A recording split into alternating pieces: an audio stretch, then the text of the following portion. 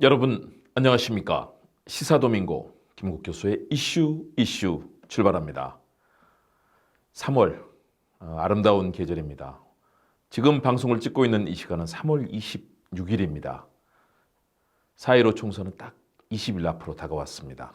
그리고 3월 26일은 안중근 의사가 하얼빈역에서 이토 히로부미를 브라우닝 권총으로 사살했던, 그리고 그로 인해서 결국은 순국했던, 리순 감옥에서 이제 안중근 의사가 순국했던 바로 그 날이 오늘로서 110년이 지났습니다. 안중근 의사 순국 110주년입니다. 동양 평화를 위해서, 대한 독립을 위해서 자신을 바쳤던 안중근 의사의 그 정신, 지금 대한민국의 역사에 대해서 주고 있는 메시지가 굉장히 큽니다. 잘못된 식민지의 역사, 나라를 뺏겼던 통한의 역사, 그리고 군사 독재 정권과 국정농단의 부역 세력들에게 고통받았던 대한민국의 역사 기억하시죠? 그 속에서 우리 국민들의 인권과 삶의 가치를 위해서 많은 분들이 헌신했습니다. 안중근 의사가 헌신했던 대한독립과 동양평화의 정신, 자신을 던져서 국가를 구하고 그 과정에서 위험을 보면 목숨을 바쳐 헌신한다 라는 그런 애국지사의 마음을 110년 전의 시간으로 돌려볼 수 있습니다. 안중근 의사의 그 정신을 21세기 2020년 오늘에도 살릴 수 있으면 좋겠습니다. 바로 코로나19 사태로 고통받는 국민들을 성심껏 돌보면서 검사의 과정들, 치유의 과정들을 만들어가고 있는 대한민국의 역사도 전 세계의 찬사를 받고 있습니다. 대한민국, 안중근 의사가 걱정하셨던 그 나라를 지금 만들어가고 있습니다. 자, 그 속에서 다 같이 힘을 모으고 단합해야 되는 시간입니다. 이제 총선이 20일 앞으로 다가왔습니다. 그래서 오늘 주제는 그런 안중근 의사의 정신을 받들면서 막말정치, 무능정치 청산하고 유능하고 국민을 섬기는 그런 유능한 정치를 만들어야 되겠다는 그런 주제로 여러분께 말씀드리려고 합니다. 그래서 제21대 총선, 막말 무능 아닌 진실하고 유능한 후보 선출해야 라는 주제로 말씀드리겠습니다. 여러분, 대한민국 역사 어땠습니까? 무능하고 부패한 세력들, 나라를 적들에게 내주는 그런 사람들에 의해서 일제 강점기 나라를 뺏겼습니다. 또 군부 독재 세력에 의해서 민주주의가 탄압받고 고통받는 시간들 속에서 그 속에서 권력을 쥐려는 자들의 그런 음모와 계략, 그리고 정략적 행태로 대한민국의 근대사는 얼룩졌습니다. 민주주의를 향한, 그리고 정의를 향한 기나긴 투쟁이 이어졌습니다. 최근 들어서도 국정농단, 블랙리스트로 국민을 편가르고 탄압하는 그런 상황들, 국민들이 일어서서 촛불을 들었고 국민들께 혁명을 드렸습니다. 이제 바꿔야 될 시기가 계속 진행이 되고 있는 것이고요. 개혁도 진행 중입니다. 자, 이번 4.15 총선은 그런 의미에서 재헌의회부터 20대 국회까지 이제 마무리가 돼가는 시점이고요. 21대 국회, 그 국회를 이루는 국회의원들을 선출하는 과정입니다. 모두 정원은 300명입니다. 253개 지역구가 있고요. 47석의 비례대표가 있습니다. 여야 정당들 모두 거의 공천을 마무리하는 시점입니다. 3월 26일 오늘부터 27일까지 후보 등록이 이어집니다.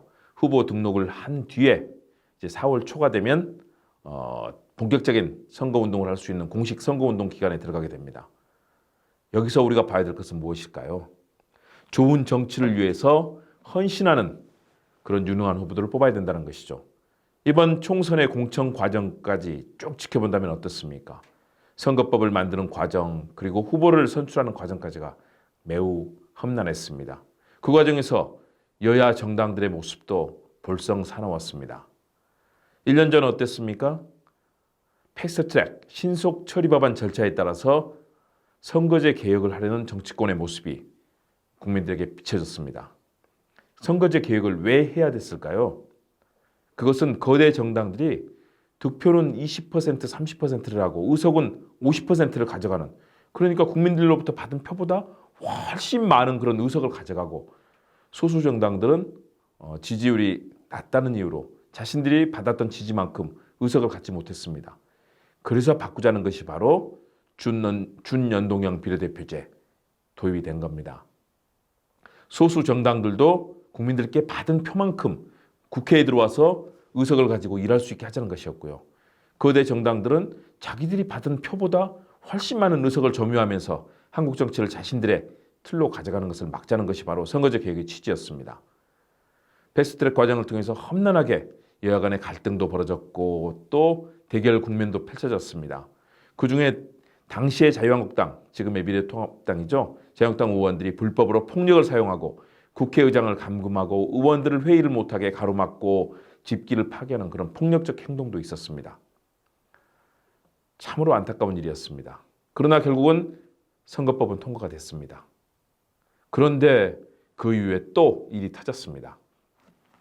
미래통합당에서 자신들은 동의할 수 없다면서 자신들이 비례정당을 만들겠다. 그래서 자신들의 정당과 다른 미래한국당이라는 위성정당, 소위 말해서 꼭두각시 정당이죠. 구성원도 같고 철학도 같고 가치도 같고 모든 게 다 같은데 비례의석을 가져가기 위해서, 원래는 비례의석을 가져갈 수가 없는 거죠.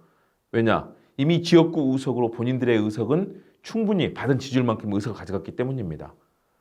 그런데 그 의석을 가져가겠다고 위성정당, 꼼수정당인 미래한국당을 만들었습니다.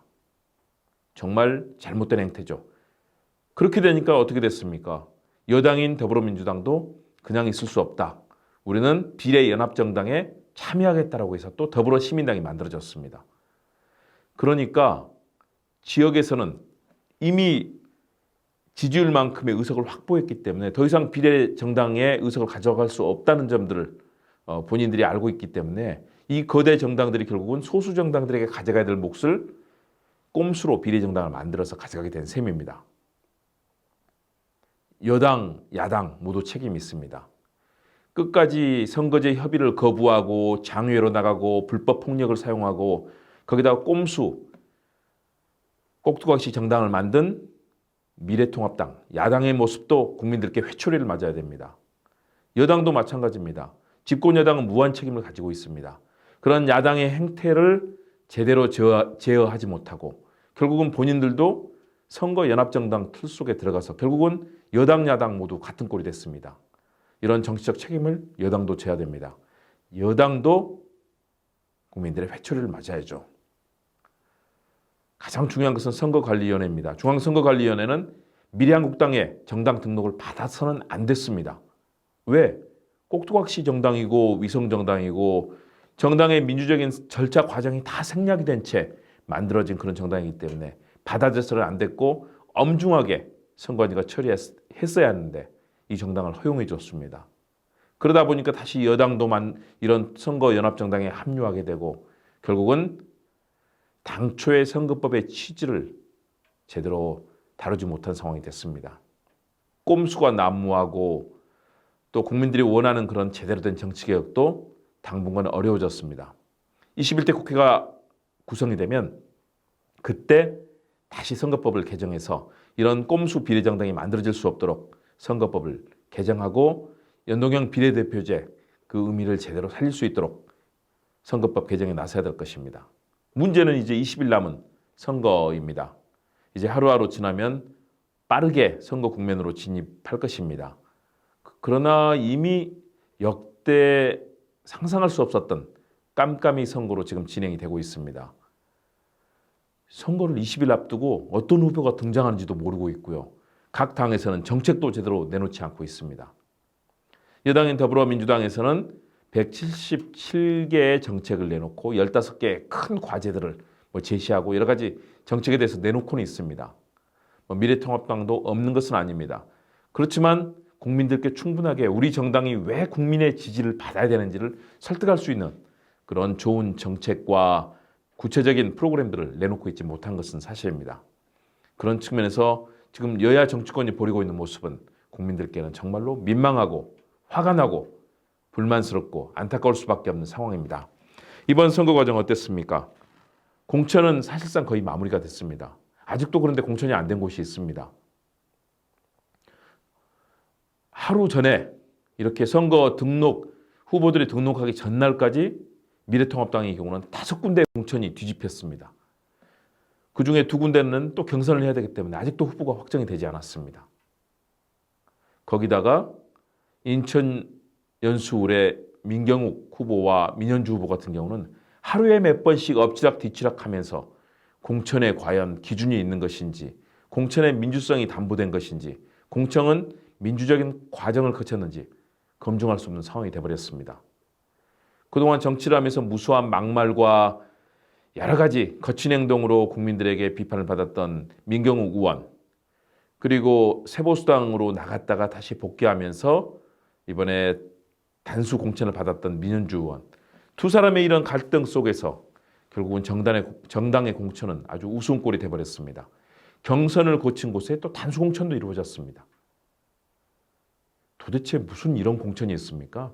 국민의 세금으로 국고 보조금을 받는 정당이 이렇게 제멋대로 사익을 위해서 사천을 하는 방식들, 회초리 맞아야 됩니다.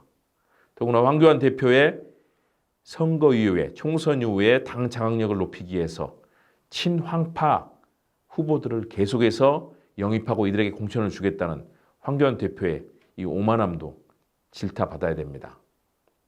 야당 모습 참 민망합니다. 여당도 마찬가지입니다. 후보를 정하는 과정들이 민주적이라고 보기에는 당 차원의 개입이라든가 또는 후보를 정하는 과정 자체가 민주적으로 이루어지지 못했습니다. 그러다 보니까 야당 모두 잡음이 나고 국민들께 과연 우리 정치가 이대로 가면 될 것인가라는 그런 비판을 받고 있는 것이죠. 그런 측면에서 과연 후보들이 자질이 정말 제대로 된 것인가? 지역구에 공천된 사람들 보십시오. 막말하고 폭력, 그중에 4분의 1 정도가 전과를 갖고 있다고 합니다. 아니, 우리 국민의 헌법기관으로 1년이면 정말 그 무수한 비용과 보좌진들을 제공하는 헌법기관이 4분의 1이 전과자입니다. 물론 민주화를 위해서 열심히 투쟁하고 그러면서 전과가 가진 분들은 이해가 됩니다. 그러나 사적으로 많은 전과를 가진 사람들이 있습니다. 이런 사람들이 어떻게 국회의원을 합니까? 국회에 들어올 수 없는 사람들이 국회로 이렇게 당들의 사천과 이익을 위한 공천에 따라서 들어오고 있는 것입니다. 일반 국민의 눈높이와 그들의 도덕성에도 미치지 못하는 사람들이 국회의원이 되겠다고 눈에 불을 켜고 혈안이 돼 있습니다. 국민들이 이번에 선거에서 심판하셔야 됩니다. 그들을 보면 어떻습니까? 비례대표 후보들을 각 정당들이 선정을 했는데요. 국민들이 제대로 아시는 분이 있습니까? 후보로 선정된 과정도 베일에 가려 있고, 그리고 그들에 대해서 과연 검증이 제대로 된 것인가 의문시하는 그런 목소리들이 많습니다. 선거 이후에 또 논란이 될 것이고 선거 과정에서도 논란이 될 것입니다. 여야 정당들 여기에 대해서 책임져야 될 것입니다. 정말로 많은 일들이 벌어지고 있습니다. 이번 선거 과정을 보면요, 국회의원들, 후보들 막말하고 거짓말하고 그동안에 국회를 입법 마비를 시키는 그런 잘못된 행태를 보였던 그런 의원들이 많습니다. 거기다 색깔론 제시하면서 철진한 그런 이념 논쟁으로 시간 다 보내고요. 또 지역감정 유발했던 사람들, 그리고 국정 발목 잡으면서 자신의 사익을 추구했던 이런 사람들이 국회의원 되겠다고 지금 하고 있습니다. 우리 국민들께서 어떻게 하셔야 되겠습니까? 이런 후보들 일단 정당들의 공천을 받았습니다.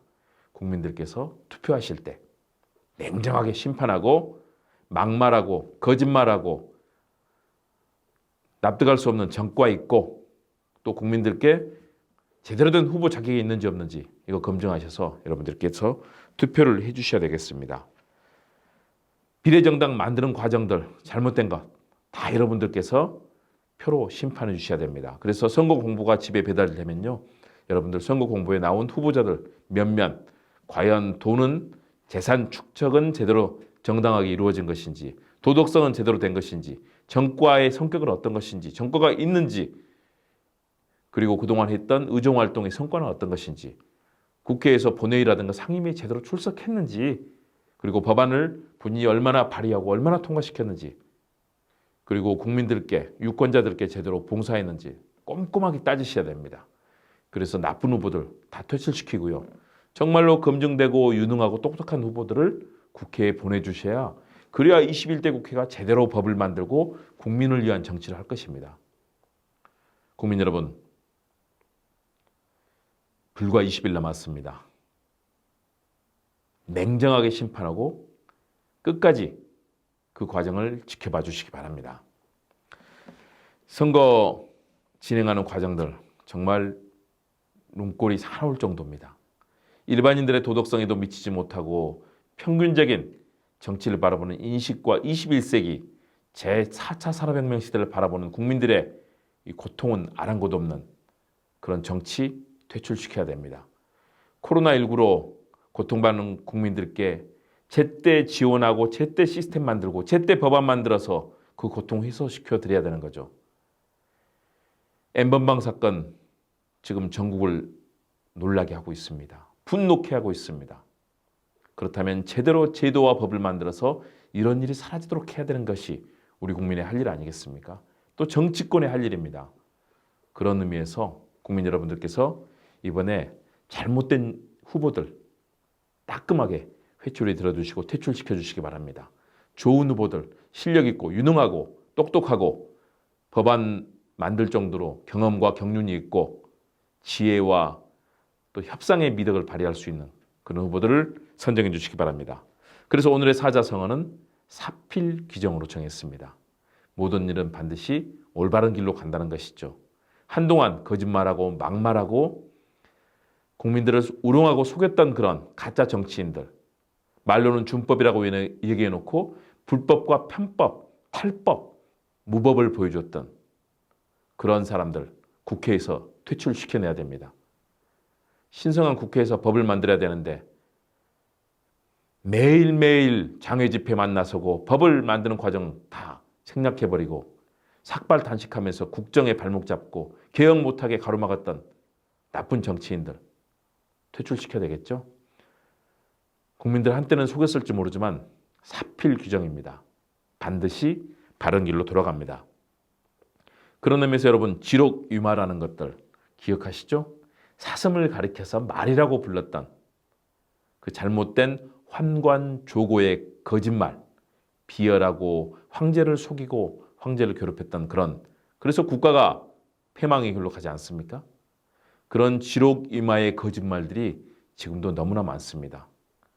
코로나19 사태, 국민을 위해서 헌신하고 열심히 일하는 그런 정부와 또 열심히 일하는 그런 의료계를 마치 잘못하고 있고 무능하고 초동부터 잘못됐다고 거짓말하면서 공격하는 그런 모습을 보셨을 겁니다.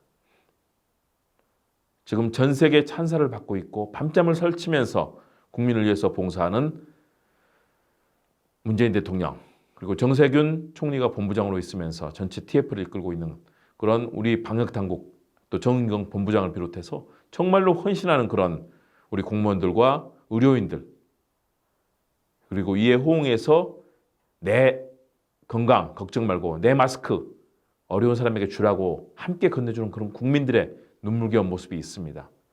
그들에게 힘을 실어줘야 됩니다.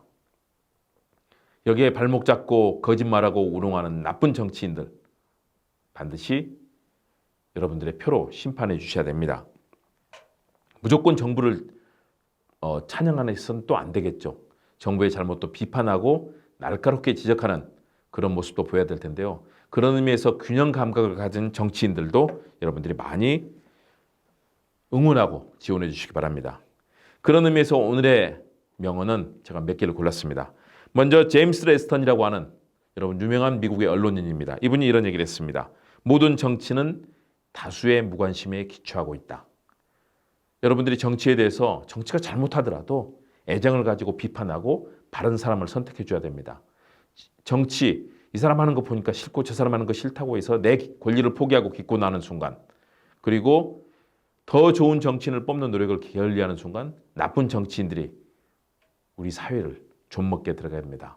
그래서 절대 무관심하고 정치에 대해서 냉소주의로 흘러서는 안 됩니다. 좋은 정치인들을 발굴해서 그들이 활동할 수 있게 해줘야 됩니다. 제임스 레스턴의 그 얘기 기억해 주시고요.